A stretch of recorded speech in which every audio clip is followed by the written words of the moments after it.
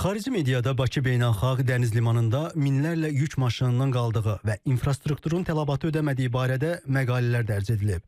İddia olunur ki, cənub qonşumuzdakı gərginlik səbəbindən yüklərin əsas hissəsi Xəzər dənizinə yönləndirilib və bu, Ələt limanındakı 10 hektarlıq dayanacaqda kütləvi sıxlıq yaradıb. Dünyada və regionda baş verən proseslər fonunda bu xəbərlər nə qədər həqiqət təşkil etdirir? Ümumiyyətlə daşınmalarda bu kimi problemlər həqiqətənmi yaşanır? Elə bu suallarımızın cavabı almaq məqsədi ilə Bakı Beynəlxalq Dəniz Limanı ərazisindəyi həm qurumdan, həm də ki o qeyd olunan tır sürücülərinin mövqeyini alacağıq. Yayılan dezinformasiyada belə deyilir ki, limanda hazırda 4000 tır gözləyir, amma Bakı limanı olaraq qeyd edə bilirik ki, nə indiki günlərdə, nə bundan əvvəlki günlərdə heç vaxt limanda 4000 ədəd tır gözləməyib. Hazırda Bakı limanında gözləyən tır və qoşqunun sayı 1463-dür.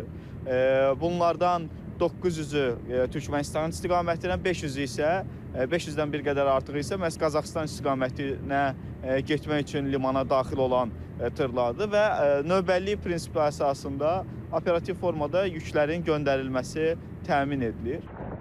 Qurum rəsmisi bildirir ki, Xəzər dənizindəki qeyri-sabit hava şəraitinə görə təhlükəsizlik məqsədi ilə gəmilərin hərəkətində 1-3 günlük gecikmələr yaşana bilər. Lakin bu, iddia edilən kimi xaotik vəziyyət yaratmır. Liman 24 saat iş rejimində fəaliyyət göstərir və yüklərin sürətli yola salınması üçün qonşu ölkələrlə sıx koordinasiya təmin edilib. Bəs iri tonajlı yük maşınlarının sürücüləri necə? Qurum rəsmisi ilə eyni fikirdədirlərmi? 2 gündür buradayam, dünən gəlmişəm.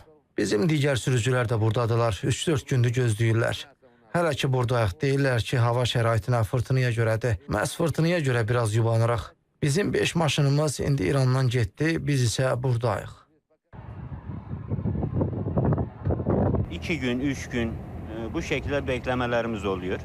Yani en fazla beklediğimiz burada 4 gün. İran'da malum olan savaştan dolayı bütün yoğunluk buraya geldiği için ister istemez sıra oluşuyor.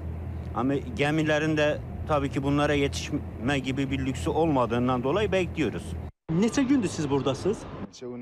4-5 gündür ki buradayız. Siz mütəmadi Azərbaycandan istifadə edirsiniz, logistik olaraq, daşınma olaraq. Bəli, Azərbaycandan. Bu dəfə 5 gün olmağına səbəb nədir? Küləyə görədir.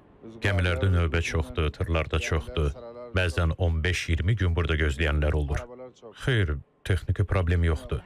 Hər reysdə 5 gün gözləyirik. 10 gün, 15 gün olur.